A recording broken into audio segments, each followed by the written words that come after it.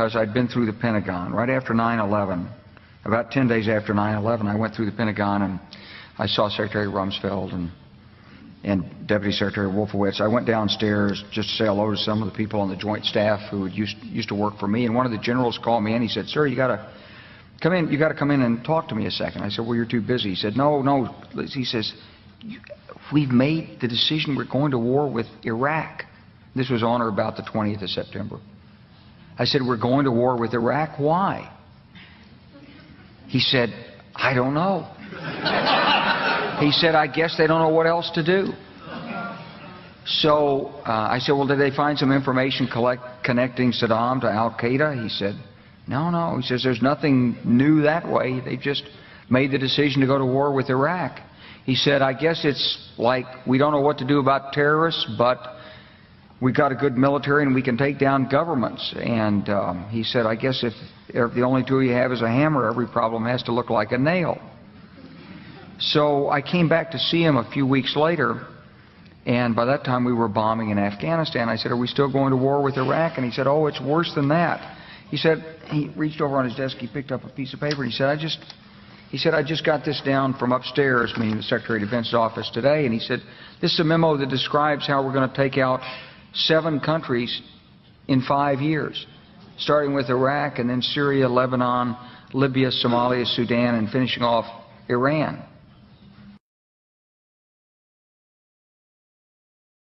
This is a memo that describes how we're going to take out 7 countries in 5 years, starting with Iraq. My fellow citizens, at this hour, American and coalition forces are in the early stages of military operations to disarm Iraq, to free its people, and to defend the world from grave danger. And then Syria. We had a chance to talk about a wide range of international issues, including the situation in Syria.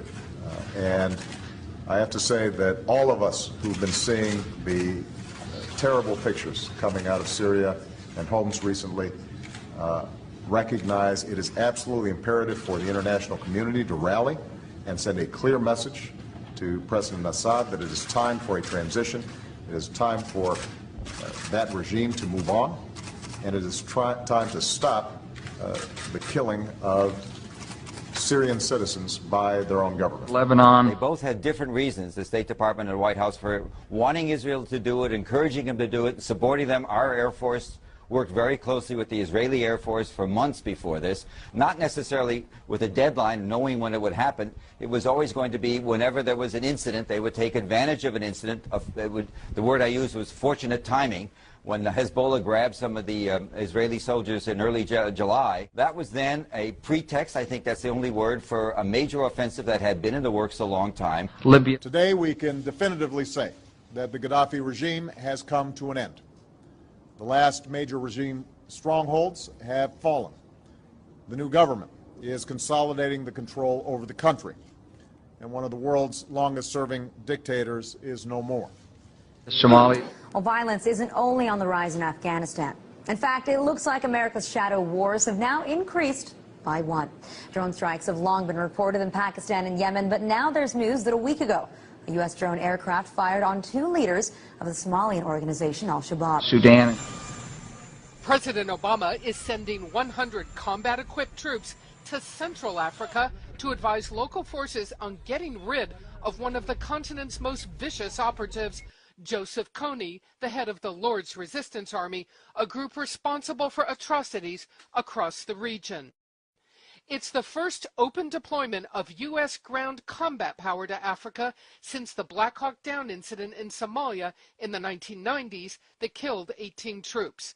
U.S. troops may wind up now in Uganda, South Sudan, the Central African Republic, and the Democratic Republic of the Congo. It's part of a growing military effort to engage in Africa. Finishing off Iran.